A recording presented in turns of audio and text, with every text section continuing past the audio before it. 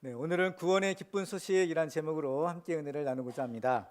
오늘은 예수님께서 이 세상에 오신 날을 기념하는 성탄절입니다. 예수님은 하나님께서 우리를 죄에서 구원하시기 위하여 보내주신 하나님의 아들이십니다. 그런데 창조주이신 하나님의 아들이 이 피조물인 인간이 되어 오신 사건은 정말 아무도 상상할 수 없었던, 그야말로 있을 수 없는 일이 일어난 것입니다. 이 사건은 하나님이 우리 사람을 얼마나 사랑하시는지 바로 그 사랑을 우리에게 보여주신 일이라고 할 수 있습니다. 오래전에 아폴로 15호를 타고 달에 갔다가 돌아온 우주비행사 제임스 어원이라는 사람이 있습니다. 이분은 나중에 목사님이 되어서 자기가 경험한 하나님을 이렇게 전했는데요. 이 어인의 그 전도의 도구는 작은 구슬이었다고 합니다. 그의 주머니에는 파란색과 하얀색이 박힌 작은 구슬을 가지고 다녔는데요. 그러다가 이제 강연이나 어떤 전도할 때가 되면 그 구슬을 꺼내서 사람들에게 보여줬다는 것입니다. 왜냐하면 그가 우주에서 바라본 지구가 마치 그 작고 빛나는 구슬과 같았기 때문이었습니다. 이 화면에도 이렇게 그 지구의 모습이 이렇게 나오는데요. 정말 파랗고 또 하얀 모습, 또 초록색 모습들이 이렇게 어우러진 정말 작은 그러한 정말 아름다운 별의 모습입니다. 그래서 이 어인이 이제 로켓을 타고 이제 지구 밖을 대기권을 벗어났죠. 그래서 이제 우주선에서 바라온 지구의 모습은 처음에는 농구공만하게 보였다는 겁니다. 그러다가 점점 거리가 멀어질수록 그 지구의 모습이 야구공만 하고, 그다음에 골프공만 하고, 나중에는 작은 이 구슬처럼 보였다는 것이에요. 그래서 그가 바라본 지구는 그 광활한 그 우주의 하나의 작은 구슬처럼 작지만 정말 눈이 부십도록 아름다운 모습이었습니다. 그는 임무를 마치고 다시 지구에 귀환하게 되었을 때 다시 지구의 모습을 보게 되는데, 그때 그의 마음속에는 요한복음 3장 16절이 생각이 났고 그 말씀을 외우면서 은혜를 받았다고 합니다. 오늘 본문에 있는 요한복음 3장 16절의 말씀은 우리가 다 아는 말씀이죠. 우리 한번 같이 읽어볼까요? 시작. 하나님이 세상을 이처럼 사랑하사 독생자를 주셨으니 이는 그를 믿는 자마다 멸망하지 않고 영생을 얻게 하심이라. 아멘. 하나님이 이 작은 지구별에 사는 우리들을 구원하기 위하여 아들을 보내주셨다는 겁니다. 그래서 이제 어인은 평소에 이제 그 우주 비행사를 꿈꾸었는데요. 그가 이제 평소에 이 마음속에 이러한 우주 비행사를 꿈꾸면서 암송했던 그런 성경 구절이 있대요. 요한복음 3장 16절도 물론 해당되지만 시편 19편의 말씀인데요. 그 말씀을 보면 이렇게 기록하고 있어요. 하늘이 하나님의 영광을 선포하고 궁창이 그의 손으로 하신 일을 나타내는도다. 날은 날에게 말하고 밤은 밤에게 지식을 전하니 언어도 없고 말씀도 없으며 들리는 소리도 없으나 그의 소리가 온 땅에 통하고 그의 말씀이 세상 끝까지 이르도다. 어인이 체험한 하나님은 바로 온 우주 어느 곳에나 계시는 하나님이셨습니다. 그래서 어느 곳에서나 그는 그 하나님을 체험하고 하나님을 느끼고 하나님이 함께 하심을 이렇게 경험할 수 있었다라는 그런 간증을 했었습니다. 하나님이 지으신 세계는 얼마나 큰지 아직까지도 과학자들은 이 우주의 크기가 얼마인지를 아직 알 수 없다고 합니다. 근데 그 우주와 천하 만물을 만드신 하나님께서 바로 그의 아들 독생자를 이 작은 지구별에 보내주신 것입니다. 오늘 말씀을 통해서 우리는 하나님께서 우리에게 보내주신 예수님이 누구이시고 또 왜 예수님을 보내주셨는지, 또 우리는 어떻게 해야 그 예수를 믿고 구원을 얻을 수 있는지를 알 수가 있습니다. 오늘 성탄절 예배를 드리는 우리 모두는 이 말씀을 통해서 하나님께서 우리 인류에게 주시는 가장 귀한 선물을 받고 그 하나님 앞에 영광 돌리는 그런 축복의 주인공 되시기를 주님의 이름으로 축원합니다. 먼저 오늘 말씀을 통해서 우리들은 하나님께서 예수님을 이 세상에 보내신 것은 하나님이 우리를 사랑하셨기 때문이다 라는 사실을 알게 됩니다. 오늘 보면 바로 앞에는 니고데모와 예수님과의 대화의 장면이 기록되어 있어요. 거기서 보면 니고데모라는 그 바리새인이자 유대인 지도자가 예수님을 찾아와서 이렇게 물었습니다. 요한복음 3장 2절에 보시면 그가 밤에 예수께 와서 이르되 라삐요 우리가 당신은 하나님께로부터 오신 선생인 줄 아나이다. 하나님이 함께 하시지 아니하시면 당신이 가시는 이 표적을 아무도 할 수 없음이니이다 라고 말합니다. 그는 예수님께서 행하시는 이 기적을 보았을 때 이 기적이 단순한 이적이 아니라 하나님이 주시는 표적임을 알아보고 바로 그 예수님을 찾아왔던 것입니다. 예수님께서는 니고데모에게 바로 하나님 나라의 비밀을 알려주시죠. 요한복음 3장 3절에 보면 예수께서 대답하여 이르시되 진실로 진실로 내게 이르노니 사람이 거듭나지 아니하면 하나님의 나라를 볼 수 없느니라 라고 말씀합니다. 예수님께서는 지금 우리가 살고 있는 세상이 전부가 아니라 하나님의 나라가 있다, 천국이 있다라는 사실을 알려주셨습니다. 창조주 하나님이 이 세상 만물과 또 우리 사람을 지으셔서 우리들이 지금도 이렇게 살아가고 있지만 대부분의 사람들은 하나님의 존재에 대해서 알지 못하고 또 알려고도 하지 않는 것이 사실입니다. 그렇지만 하나님께서는 여러 가지 계시의 방법을 통해서 자신의 존재를 나타내시고 또 사람들에게 알려주시는 겁니다. 근데 하나님께서 우리에게 주시는 가장 확실한 계시의 방법이 있는데 그것이 바로 독생자를 우리에게 보내주신 사건이었어요. 요한복음 12장 44절에 보면 예수님께서 이런 말씀을 주셨습니다. 예수께서 외쳐 이르시되 나를 믿는 자는 나를 믿는 것이 아니요 나를 보내신 이를 믿는 것이며 나를 보는 자는 나를 보내신 이를 보는 것이니라. 아멘. 하나님께서는 바로 독생자 예수 그리스도 이 땅에 보내주심으로써 그 예수를 통해서 하나님이 누구신가, 하나님이 어떤 분이신가라는 것을 우리에게 가장 확실하게 알려주신 것입니다. 그럼에도 불구하고 사람들은 여전히 깨닫지 못하고 있는 것입니다. 오늘 본문에서 니고데모는 거듭나는 것이 과연 무엇인지를 알지 못했습니다. 그래서 사람이 늙으면 어떻게 거듭날 수 있겠습니까? 두 번째 모태에 들어갔다가 나오겠습니까? 이런 엉뚱한 질문을 하는 것이죠. 그러니까 예수님께서 보실 때 참으로 답답한 일이 아닐 수가 없는 것입니다. 그래서 예수님께서는 너는 이스라엘 선생으로서 이러한 것들을 알지 못하느냐라고 하시는 겁니다. 이것은 니고데모뿐만 아니라 예수님의 제자들도 마찬가지였습니다. 요한복음 14장에 보면 예수님의 제자 중에 하나였던 빌립이 하나님 아버지를 우리에게 보여달라라고 예수님께 부탁합니다. 그러자 예수님께서는 이렇게 말씀하시죠. 요한복음 14장 9절을 보시면 예수께서 이르시되 빌립아 내가 이렇게 오래 너희와 함께 있으되 네가 나를 알지 못하느냐 나를 본 자는 아버지를 보았거늘 어찌하여 아버지를 보이라 하느냐 내가 아버지 안에 거하고 아버지는 내 안에 계신 것을 내가 믿지 아니하느냐 내가 너희에게 이르는 말은 스스로 하는 것이 아니라 아버지께서 내 안에 계셔서 그 일을 하시는 것이라 내가 아버지 안에 거하고 아버지께서 내 안에 계심을 믿으라 그렇지 못하겠거든 행하는 그 일로 말미암아 나를 믿으라. 예수님께서는 나를 믿으라는 겁니다. 예수님이 누구신 것을 믿으라는 거예요? 하나님의 아들이신 것을 믿으라는 겁니다. 사람들이 하나님 나라의 일을 알지 못하는 것은 어쩌면 당연한 일이 아닐 수가 없을 것입니다. 왜냐하면 우리 사람은 이 땅에 살고 있고 아직 하나님 나라에 가보지 못했기 때문입니다. 그래서 바로 예수님이 이 세상에 오신 것입니다. 오늘 13절을 보면 예수님이 이렇게 말씀합니다.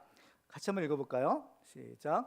하늘에서 내려온 자 곧 인자 외에는 하늘에 올라간 자가 없느니라. 우리는 여기서 예수님이 어디에서 오셨는지를 알 수 있어요. 예수는 바로 하늘 곧 하나님 나라에서 오신 겁니다. 우리는 하나님 나라를 알지 못해요. 그렇지만 바로 하나님 나라의 주인공이신 예수님은 그 나라를 누구보다 잘 아시죠. 그래서 이 땅에 오셔서 우리에게 그 하나님 나라를 이렇게 알려주시는 것입니다. 그래서 11절에 보면 요한복음 3장 11절에 보면 진실로 진실로 내게 이르노니 우리는 아는 것을 말하고 본 것을 증언하노라 라고 말씀하세요. 예수님은 바로 이미 그 천국을 다 보고 그죠? 그 속에 계시다가 오셨기 때문에 우리는 아는 것을 말하고 본 것을 증언한다라고 말씀하실 수 있는 것입니다. 그래서 우리는 바로 예수 그리스도를 통해서 하나님 나라의 비밀을 알 수 있게 된 것입니다. 그러면 예수님이 알려주신 하나님 나라의 비밀은 과연 무엇일까요? 가장 중요한 것은 하나님이 계시고 하나님이 우리를 사랑하신다라는 사실인 겁니다. 오늘 16절을 보시면 하나님이 세상을 이처럼 사랑하사라고 했어요. 하나님이 세상을 사랑하신다는 거예요. 여기서의 세상은 우리가 살고 있는 이 물리적인 세상이 아니라 바로 이 세상에 살고 있는 우리 사람을 가리키는 겁니다. 하나님은 이 세상에 살고 있는 우리 사람을 사랑하신다라는 사실인 겁니다. 그렇죠? 우리는 잠깐도 이 하나님의 사랑과 은혜가 없으면 살 수가 없는 존재입니다. 하나님께서는 마치 아버지가 그 자녀를 사랑하고 돌보는 것처럼 지금도 우리를 사랑하시고 우리를 돌보고 계시는 것입니다. 그런데 문제는 사람들이 그 사실을 알지 못하고 마땅히 경유해야 될 하나님을 믿지 않고 있는 것입니다. 그래서 이 하나님의 탄식이 있는 거예요. 이사야서 1장에 보면 이런 하나님의 탄식의 소리를 들어볼 수 있습니다. 하늘이여 들으라, 땅이여 귀를 기울이라. 여호와께서 말씀하시기를 내가 자식을 양육하였거늘 그들이 나를 거역하였도다. 소는 그의 임자를 알고 나귀는 그 주인의 구유를 알건만은 이스라엘은 알지 못하고 나의 백성은 깨닫지 못하는도다 하셨도다. 이렇게 사람들은 하나님을 믿지 않으면서도, 근데 또 이상한 것은 어려운 일이 생길 때마다 하나님 탓을 하는 거야. 그렇죠? 하나님을 믿지도 않으면서 왜 하나님이 나를 도와주지 않느냐, 왜 하나님이 나를 이렇게 어렵게 만드느냐, 불평하고 원망을 하더라는 겁니다. 그래서 이사야 40장에 보면 야곱아 어찌하여 내가 말하며 이스라엘아 내가 이르기를 내 길은 여호와께 숨겨졌으며 내 송사는 내 하나님에게서 벗어난다 하느냐라고 지적하시는 겁니다. 그렇지만 분명한 사실은 하나님은 우리를 사랑하신다라는 사실인 겁니다. 그런데 하나님이 우리를 사랑하시는 가장 결정적인 증거가 있는데 그것이 바로 하나님의 아들을 우리에게 보내주신 사건인 겁니다. 그래서 하나님은 우리를 사랑하셔서 하나밖에 없는 가장 귀한 독생자를 우리에게 보내주신 것입니다. 오늘은 바로 이 하나님의 아들이 이 세상에 오신 날을 기념하는 날입니다. 그래서 이 날을 성탄절이라고 하는 거죠. 오늘 우리 이 성탄절에 우리들은 하나님의 사랑받는 자녀인 것을 확실하게 체험하고 또 알고 믿으시는 우리 모두가 되기를 주님의 이름으로 축원합니다. 두 번째로 오늘 말씀을 통해서 우리들은 하나님께서 우리에게 그 아들을 보내주신 목적을 알게 됩니다. 하나님께서 예수님을 우리에게 보내주신 것은 그냥 여행이라 하라고 보내주신 것이 아니라 사실은 죽으시라고, 그죠? 우리를 대신해서 죽으라고 보내주신 것입니다. 마태복음 20장 28절에 보면 인자가 온 것은 섬김을 받으려 함이 아니라 도리어 섬기려 하고 자기 목숨을 많은 사람의 대속물로 주려 함이니라라고 말씀합니다. 그래서 오늘 본문인 요한복음 3장 16절에서 보면 하나님께서 독생자를 주신 이유는 그를 믿는 자마다 멸망하지 않고 영생을 얻게 하기 위함이다라고 말씀하고 있습니다. 이 말은 만약 예수님이 아니라면 우리는 멸망을 받을 운명이었다라는 사실인 것입니다. 여러분들 중에 혹시 버스라는 연극을 보신 분이 있으신가요? 우리나라에서는 지난 2009년에 상연이 되었던 연극인데요. 그 내용을 보면 이렇습니다. 시골 동네 사람들을 태우고 산길을 가던 버스가 갑자기 브레이크가 고장이 나게 됐습니다. 이 산길을 가는 버스 이 브레이크가 고장났으니까 큰일이 아닐 수가 없는 겁니다. 그래서 이제 이 버스가 가고 있던 이 산길은 한쪽은 산에 있는 절벽이고 또 한쪽은 낭떠러지였어요. 그 때문에 정말 아주 위태로운 상황이었는데 다행히 버스 운전사가 정말 요리조리 운전을 잘 해가지고 어느 정도 이 중턱에까지 이제 내려오게 된 것입니다. 근데 그대로 가다가는 분명히 큰 사고로 이어질 상황이 뻔한 것이었죠. 근데 참 다행스럽게도 내려오다 보니까 그 내리막길 한쪽에 커다란 거쯧더미가 쌓여 있는 것을 이 버스 운전사가 발견하게 된 것이에요. 그래서 저기에 부딪히면 우리가 살 수 있겠다 이렇게 생각하면서 안도의 한숨을 내쉬었습니다. 그런데 그 거쯧더미 앞에 웬 아이가 환하게 웃으면서 그 버스를 향해서 손을 흔들고 있는 것을 발견하게 된 거예요. 그래서 보면 이 버스는 바로 그 거쯧더미로 이제 충돌을 해야 되는데 그 거쯧더미를 향해서 가면 분명히 그 앞에 있는 그 아이를 칠 수밖에 없는 상황이 된 것입니다. 그러면 이렇게 빠른 속도로 내려오고 있는 그 버스에 그 작은 아이가 치면 그 아이는 뭐 죽을 수밖에 없는 상황인 거죠. 그렇다고 해서 그 아이를 피해 가자니, 그렇죠? 그러면 그 버스는 낭떠러지에 또 떨어져서 또 그 안에 있는 많은 승객들이 또 죽을 수 있는 상황이었던 겁니다.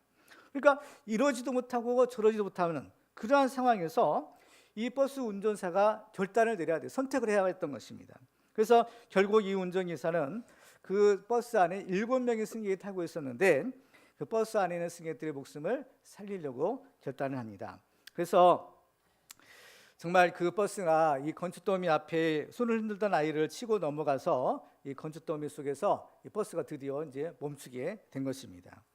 그 결과 버스에 타고 있던 7명의 승객들은 모두 안전하게 이 목숨을 구할 수가 있었습니다. 그렇지만 그들의 생명을 위해서 차에 치인 아기는 바로 피투성이가 된 채로 목숨을 잃고 말았던 것이죠. 그래서 차에서 내린 승객들은 자기의 목숨을 건졌다라는 그런 기쁨도 잊은 채 미안한 마음으로 그 죽은 아이를 쳐다보게 된 것입니다. 그리고 나서 뜻밖의 아주 충격적인 사실을 발견하게 되는데요. 그것은 바로 자기들의 생명을 건지기 위해서 희생된 그 아이가 다름 아닌 버스 기사의 친아들이었던 것입니다. 그래서 이 버스가 항상 오는 그 코스를 알고 있기 때문에 그 아이가 이제 그 시간이 되어서 자기 아버지를 이제 마중하러 거기에 나와 있었던 것이에요. 그래서 정말 이 사랑하는 아들을 자기 손으로 이렇게 치워 죽일 때 과연 그 버스 기사의 마음이 어땠을까 한번 상상해 보니까 너무 참 마음이 아플 수가 없는 거죠. 바로 그런데 그것이 우리를 위해서 독생자를 희생하신 바로 하나님 아버지의 마음이었다는 것을 알게 됩니다. 그런데 우리가 알아야 될 한 가지 사실이 더 있는데, 이 연극의 내용은요, 이것은 작가가 지어낸 내용이 아니라 스위스에서 실제로 일어났던 실화라고 하는 것입니다. 그래서 이것이 이제 실화를 바탕으로 이제 연극으로 이렇게 만들어진 거죠. 그래서 이 뮤지컬의 포스터에는 이런 글귀가 적혀 있다고 합니다. 나의 생명은 다른 이의 죽음 때문이다. 영어로 이렇게 그 시가 있는데요. 그 영어를 잘 보이지 않으셔가지고 제가 읽어드리면 My life is the death of someone. 그러니까 내 생명, 내 인생은 누군가의 죽음 때문에 내가 살았다. 뭐 이런 뜻이겠죠. 그래서 이 연극은 꼭 죽을 뻔한 상황에서 뜻하지 않게 그 구원을 경험한 7명의 승객들이 이제 새로운 인생길을 찾아 버스를 떠나는 장면으로 이제 끝이 나게 됩니다. 그리고 이 연극의 엔딩은 이런 노래로 막을 이제 내린다고 해요. 그 내용이 뭐냐면은 누군가가 사랑했기에 누군가가 희생했기에 이제 우리는 새로운 삶을 살아갈 수 있어요. 이런 이제 노래가 이제 흐르면서 이제 장면이 쫙 내려온다는 거죠. 그래서 우리들도 정말 누군가가 우리를 사랑했기에 또 누군가 우리를 위해서 희생했기에 이제 우리는 새로운 삶을 살 수가 있는 것입니다. 그러니까 하나님께서 우리를 사랑하셨기 때문에 또 예수님께서 우리를 위하여 희생하셨기 때문에 바로 이제 우리는 새로운 생명을 얻고 새로운 삶을 살 수가 있게 된 것입니다. 하나님의 아들 예수 그리스도를 믿고 구원받은 우리들은 이 하나님의 사랑과 이 예수 그리스도의 은혜에 늘 감사하는 마음을 가지고 새로운 삶을 통해 하나님께 영광 돌리는 우리 모두가 되기를 주님의 이름으로 축원합니다. 세 번째로 오늘 말씀을 통해서 우리들은 하나님께서 예수님을 우리에게 보내주신 목적이 무엇인지를 알게 됩니다. 오늘 16절과 17절 한번 우리 같이 한번 읽어볼까요? 시작. 하나님이 세상을 이처럼 사랑하사 독생자를 주셨으니 이는 그를 믿는 자마다 멸망하지 않고 영생을 얻게 하려 하심이라. 하나님이 그 아들을 세상에 보내신 것은 세상을 심판하려 하심이 아니요 그로 말미암아 세상이 구원을 받게 하려 하심이라. 아멘. 하나님께서 그 아들을 세상에 보내신 목적, 까닭은 그로 말미암아 세상이 구원받고 바로 영생을 얻게 하려 하심이다라고 말씀합니다. 그런데 하나님께서는 우리에게 이렇게 우리를 구원하시고 영생을 주기를 원하시는데, 근데 이 세상에 공짜는 없는 거예요. 우리는 하나님이 주시는 이 영생을 그냥 값없이 은혜로 선물로 받지만 하나님께서 우리에게 이 영생을 선물로 주시기 위해서는 하나님께서 치르셔야 될 대가가 있었다라는 것입니다. 그것이 바로 하나님의 아들 독생자 예수 그리스도의 목숨이었던 것이에요. 그러니까 하나님 우리를 구원하시고요, 우리의 생명, 영생을 주시기에 예수님 보내셨는데요. 근데 이 영적인 원리가 있어요. 그건 뭐냐? 생명을 얻기 위해서는 반드시 생명을 지불해야 된다는 거예요. 그래서 생명은 생명으로서만 얻는 것이 바로 영적인 진리인 겁니다. 그 때문에 죽을 수밖에 없는 우리들을 살리기 위해서 바로 예수님을 보내셨다. 이건 뭐냐면은 우리를 살리려고 예수님을 희생시킨다, 이런 의미가 있는 것입니다. 왜 그러면 예수님이 꼭 우리를 위해서 죽으셔야만 했느냐? 그렇죠? 우리도 살리고 예수님도 살고 그러면 참 좋지 않겠을까 생각이 드는데, 근데 이 죄라는 것이 이렇게 무서운 겁니다. 죄의 삭은 사망이라고 했어요. 그러니까 이 죄를 지면 죽을 수밖에 없다는 겁니다. 이렇게 죄가 참 무서운 거죠. 그래서 우리가 다 이 죄를 지은 사람이다라고 성경은 말씀합니다. 그래서 우리 죄인을 살리려면 죄 없는 누군가가 우리의 죄를 대신 지고 죽어줘야 되는데, 근데 문제는 이 세상에서 죄가 없는 사람이 아무도 없더라는 겁니다. 그래서 다 죄를 범했어요. 죄 없는 사람이 없는 겁니다. 그리고 설령 혹시 죄를 지었다 하더라도 죄가 없다 하더라도 다른 사람을 위하여 자기 목숨을 내놓을 사람은 더더군다 없다라는 것이죠. 그래서 하나님께서는 자기의 사랑하는 독생자 예수님을 우리를 위해서 대신 죽어주기를 원하시는 겁니다. 야, 이 사람들을 살리려면 너밖에 없다는 거예요. 아들, 예수님 너밖에 없다. 그렇죠? 네가 대신 죽어주면 좋겠다. 이 하나님의 소원인 겁니다. 왜? 우리를 살리시기 위해서. 우리를 살리려면 방법이 없는 거예요. 다른 방법이 없어요. 유일한 방법은 하나님의 아들 예수님이 우리를 위해서 대신 죽어주는 것, 우리의 죄를 대신 지시고 죽어주시는 것, 이거 방법밖에 없는 겁니다. 그래서 예수님은 이 하나님의 간절한 소원, 이 하나님의 뜻에 순종하죠. 그래서 자기를 희생하기로 결단하는 겁니다. 그래서 사실 예수님이 오신 이 성탄절, 이 사건은 우리에 대한 이 하나님의 사랑과 또 이 하나님에 대한 예수님의 순종과 희생, 이것을 사실은 의미하는 날이었던 것입니다. 그래서 예수님은 우리의 죄를 다 예수님이 담당하시는, 다 가져가셔서 십자가에서 우리가 당해야 될 그 모진 이 죄의 형벌을 다 당하시는 겁니다. 그죠? 다 당하시는. 그리고 나서 죽으셨다가 3일 만에 하나님이 예수님을 다시 살리세요. 그래서 예수님은 죄와 사망 것을 이기고 부활하시는 겁니다. 그래서 이게 하나님의 놀라운 신비인 거예요. 분명히 예수님은 우리 위해서 죽으셨지만 예수님은 또한 죄가 없으신 분이거든요. 사실 예수님은 죄가 없잖아요. 그렇기 때문에 예수님은 다시 살아나신 겁니다. 이게 놀라운 십자가의 죽음과 부활의 비밀인 겁니다. 그래서 예수님은 비록 하나님의 그 뜻에 순종하여 우리를 위하여 대신 죽으셨지만 하나님이 그를 다시 살리심으로 우리도 살리고 예수님도 사시는 그런 이런 놀라운 이 축복이 역사가 바로 일어나게 된 것입니다. 그래서 우리는 이 십자가를 통해서 우리에 대한 하나님의 사랑이 얼마나 크고 또 예수님이 우리를 위해서 치르신 이 희생이 얼마나 큰가, 이런 것을 우리가 알 수 있는 겁니다. 그래서 로마서 5장 8절에 보면 우리가 아직 죄인 되었을 때 그리스도께서 우리를 위하여 죽으심으로 하나님께서 우리에 대한 자기의 사랑을 확증하셨느니라 라고 말씀하고 있는 것입니다. 이러한 하나님의 사랑을 알고 또 예수를 믿는 사람들은 이제 그 사랑을 실천하며 살아야 될 그러한 거룩한 책임이 있습니다. 그래서 예수님께서는 그 제자들에게 이런 말씀을 주시죠. 마태복음 16장 24절 이하에 보면 이렇게 말씀합니다. 같이 한번 읽어볼까요? 시작.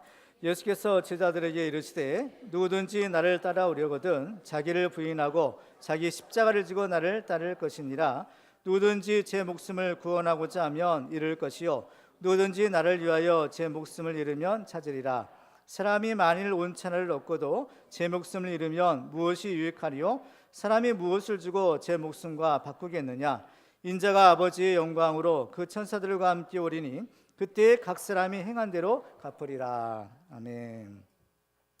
그래서 예수님의 제자들도요 거의 다 예의 없이 순교를 합니다. 그렇죠? 예수님 자신이 그렇죠? 십자가를 지고 죽으셨는데 그 제자들이야 뭐 예수를 따르는 제자들도 그 스승의 길을 가야 된다는 겁니다. 결국에는 다 순교를 당한 거예요. 그렇죠? 그래서 이 예수님의 십자가의 죽으심과 부활로 시작된 우리 기독교의 역사는 순교의 피 흘림의 역사요 또 자기의 생명을 죽기까지 내어주시는 그러한 참된 사랑의 역사인 것입니다. 그래서 어느 곳이든지 바로 이 복음이 들어가는 곳에는 반드시 이 순교의 피 흘림이 있었다는 것을 알게 됩니다. 우리나라에도 이제 복음이 들어온 지가 이제 100년이 이제 지났어요. 그래서 그 결과 방방 곳곳에 바로 이 십자가 달린 교회가 세워지게 된 것입니다. 이것이 그냥 저절로 이루어진 것이 아니라 우리나라에도 수많은 이 순교의 피가 흘렸다라는 사실을 우리가 잊지 말아야 될 것입니다. 한국 개신교 역사상 최초의 순교자가 있는데 그분은 바로 대동강변에서 죽은 토마스 선교사입니다. 이분은 1840년 영국에서 이 목사님의 아들로 태어났는데요. 이 토마스 선교사는 어려서부터 이 선교사에 대한 이 꿈이 있었다고 하는 거예요. 그래서 24살 되던 해에 런던 선교회 파송을 받아서 이제 드디어 중국에 도착하게 되었습니다. 그렇지만은 여러 가지 어려움이 있었다는 거예요. 이제 그 중국에 온 지 얼마 안 돼 가지고 그의 부인이 이제 죽게 됩니다. 사별을 하게 되죠. 그리고 또 여러 가지 어려움을 당하게 되어서 한때는 이 선교 사역을 이제 못 하겠다, 포기해야 되겠다 이런 생각을 갖게 되었다는 겁니다. 그래가지고 선교 사역이 아니라 그 세관에서 통역하는 일을 이렇게 했다는 거예요. 그러다가 이제 이분이 스코틀랜드의 장로교 선교사인 윌리엄스를 만나게 되는데요. 이 윌리엄스 선교사를 통해서 이 조선에 대한 이야기를 듣게 됩니다. 그렇죠? 그는 이제 중국만 생각하고 왔는데 그 중국의 동쪽에 있는 한 작은 나라 조선에 대한 이야기를 듣게 됩니다. 근데 이 조선에 대한 이야기를 들을 때 그의 마음이 막 뛰는 거예요. 그리고 이 조선에 대한 조선 사람들을 선조해야 되겠다. 내가 그곳으로 가야 되겠다. 그래서 이런 마음이 불리듯이 일어나는 거죠.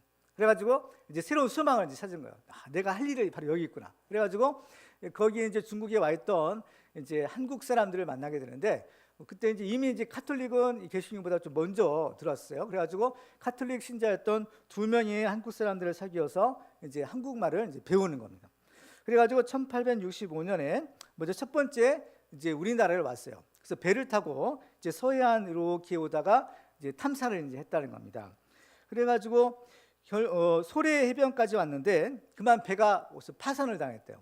그래가지고 이제 어쩔 수 없이 다시 이제 중국으로 돌아갔는데, 그래서 중국에서 돌아가서 언젠가는 이제 중국 조선 땅을 이제 가야 되겠다. 항상 뭐 이렇게 그래서 이제 기회를 엿보고 있었던 거예요. 그러다가 미국 상선인 제너럴 셔먼호를 만나게 된 겁니다.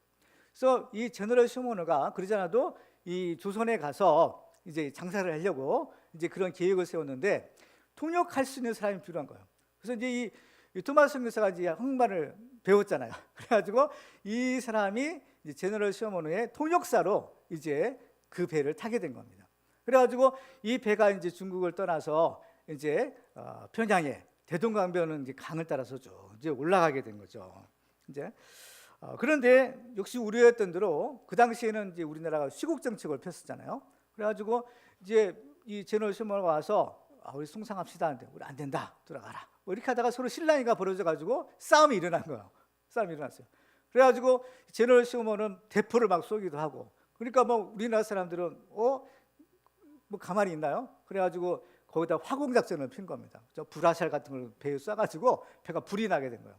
그래가지고 배가 막 불이 붙어가지고 활활 타고 있는데 다른 사람들은 다 어떻게 불이 붙으니까 다 배에서 이제 막 뛰쳐나간 거예요. 근데 거기에 맨 마지막까지 남아서 뭔가 이 책을 막 던지는 사람이 있었다는 겁니다. 그 사람이 누구냐면 바로 토마스 선교사였던 거예요. 그가 자기가 가져왔던 이 성경책이요.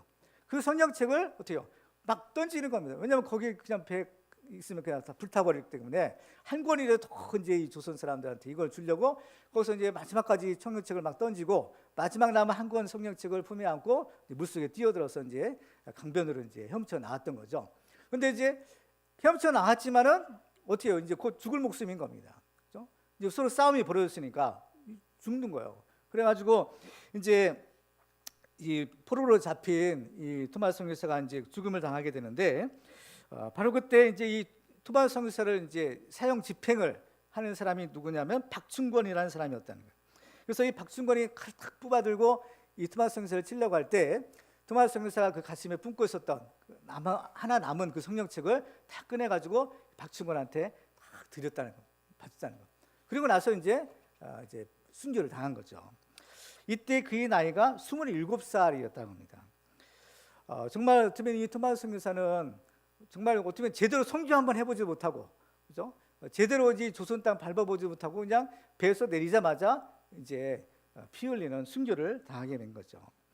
그런데 놀라운 사실은 그의 죽음으로 인해서 이제 그동안 닫혔던 이 선교의 문이 서서히 열리게 됐다는 겁니다.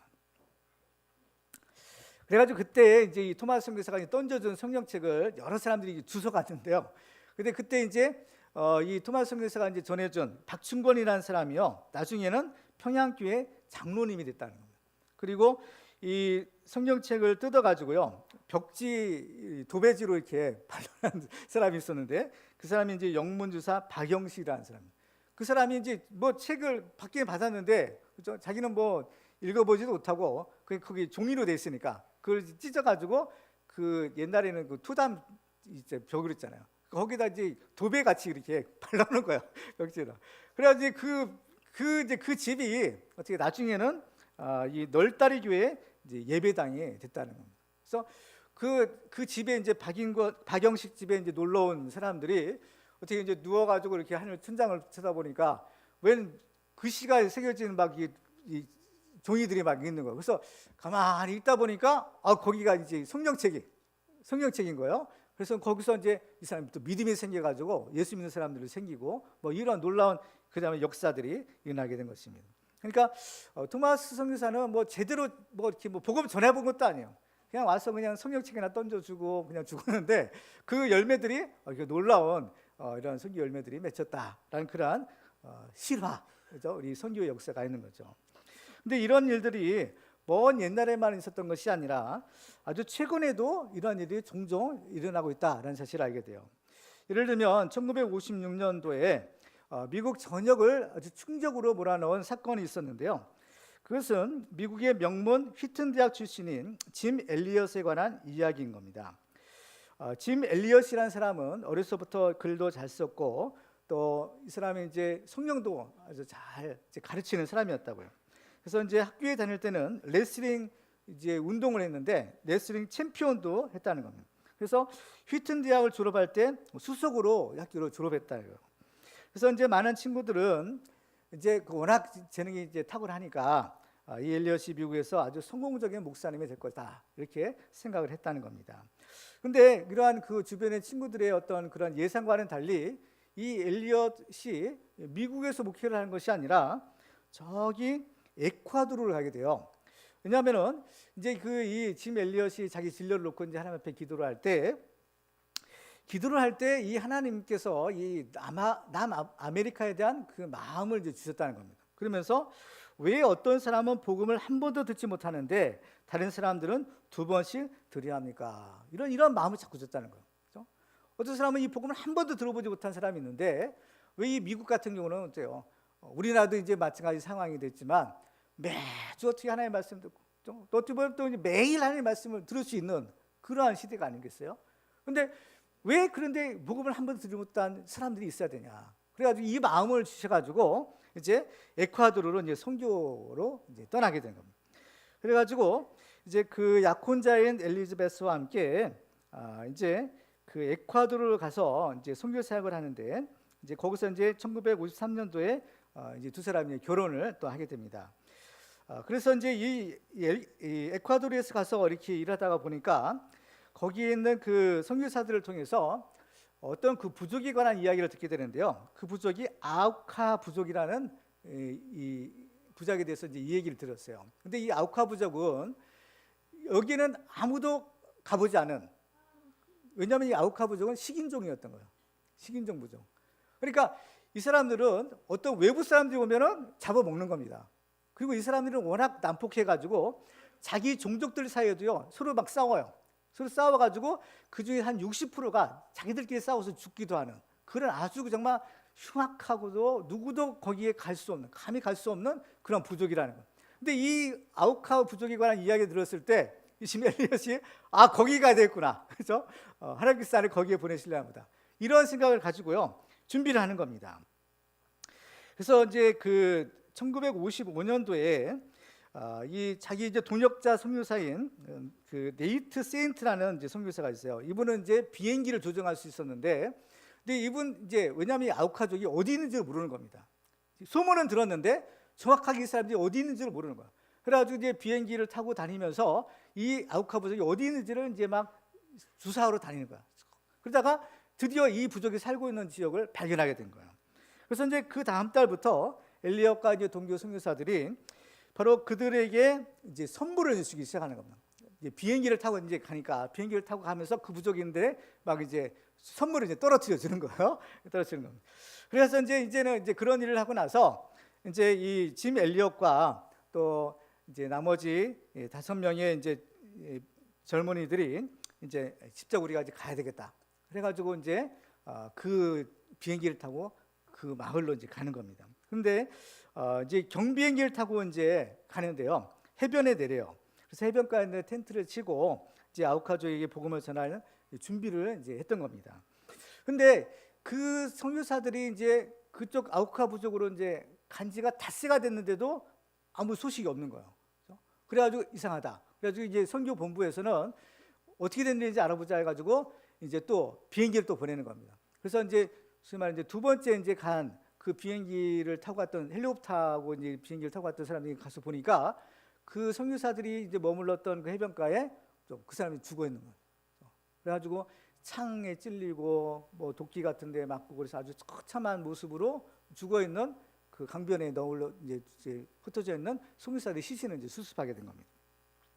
근데 이상한 것은 그 선교사들의 주머니에 총이 있었다는 거예요. 권총이 있었다는 겁니다. 근데 이 총이 발사된 흔적이 없는, 그대로 총알이 그대로 있는 채로 죽었던 겁니다.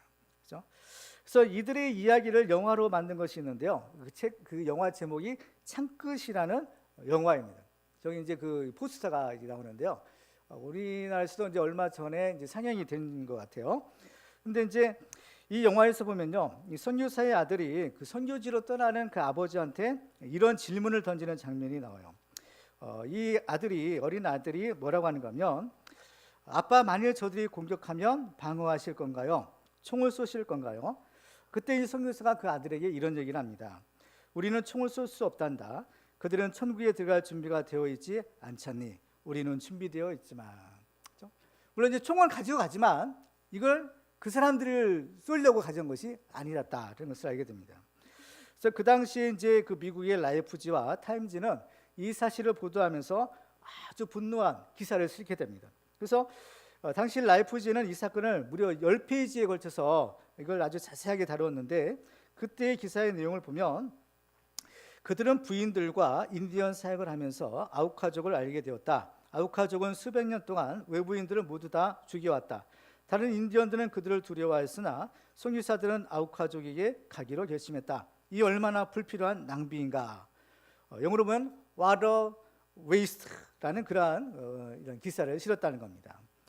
장래가 촉망되는 5명의 그 젊은이들이 도대체 무엇 때문에 그 멀리 남미에까지 가서 그런 죽음을 당해야 되느냐라는 것이었습니다. 그 후에 이제 엘리엇의 아내는, 그 엘리엇이 이제 휘튼 대학교에 다닐 때부터 그가 적어왔던 이제 글, 또 일기, 이런 것들을 이제 모아서 이제 출판을 하게 되는데요. 거기에는 정말 2가지의 좀 인상 깊은 글이 실려 있다는 거예요. 하나는 무슨 내용인가 하면, 하나님이 이 부족한 나무 토막 같은 인생에 주위에 불을 붙여 주소서. 제가 주를 위해 탈 수 있도록 나의 삶을 주께서 소멸시키시옵소서. 이 몸은 주의 것입니다. 나는 오래 사는 것을 원치 않습니다. 완전하고 풍성한 삶을 원합니다. 바로 주님과 같이. 근데 이 글을 썼을 때 벌써 이 엘리엇은 아마 이 순교자의 각오를 벌써 하지 않았는가라는 생각을 하게 되는데요.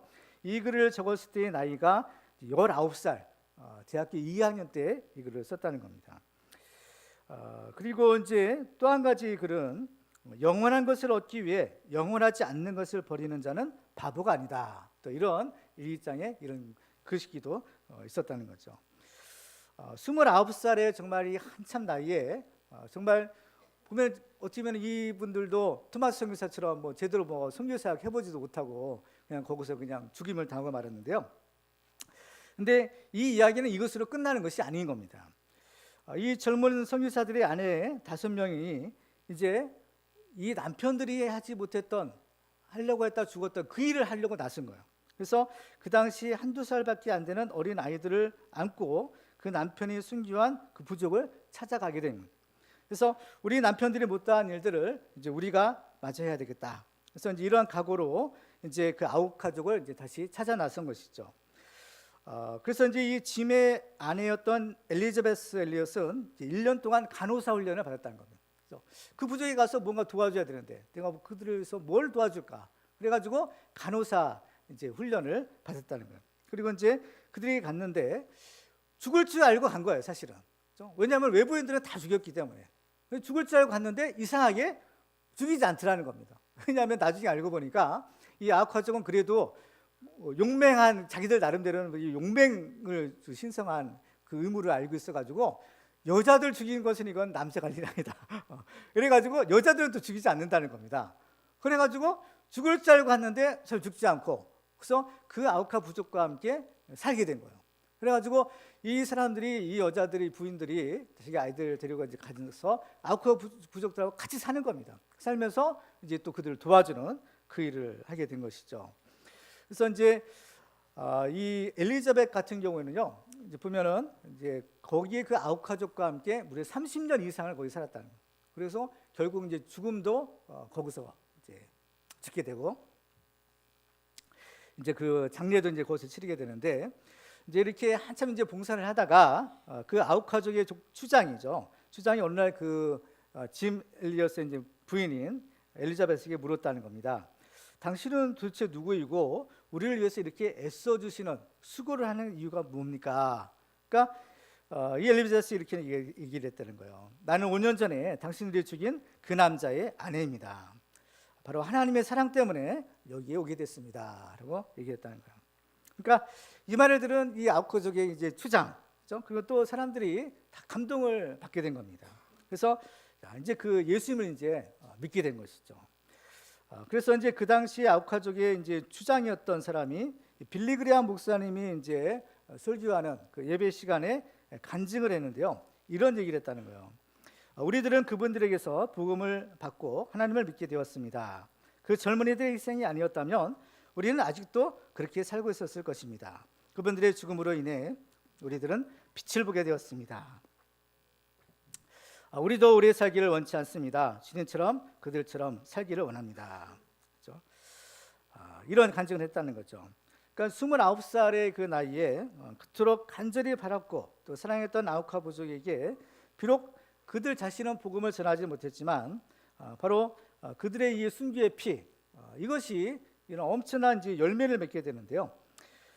이제 그로부터 이제 한 10년 후에 바로 그 선교사들을 죽였던, 그 선교사들 가슴에 창을 꽂았던 키모라는 사람이 있는데요. 이 사람이 아홉 가족의 최초의 목사님이 되었다는 겁니다.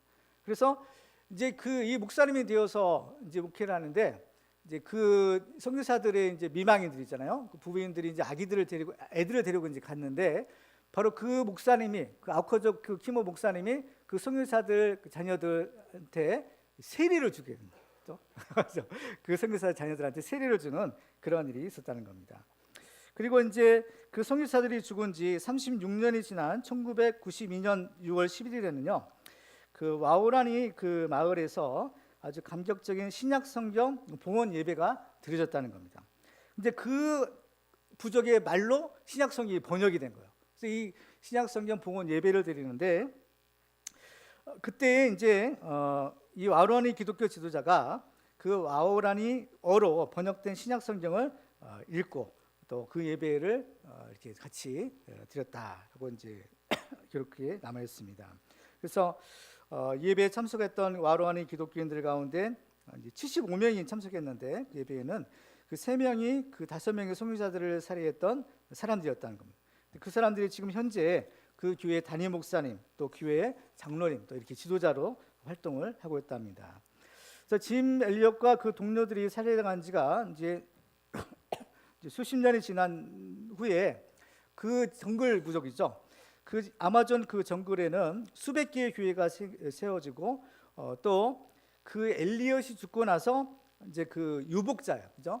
그 짐 엘리엇이 이제 결혼했잖아요. 결혼하고 그 뱃속에 이제 아기가 있었는데, 그 아이가 이제 태어나서 바로 그 마을의 교회 목사님이 또 됐다는 겁니다.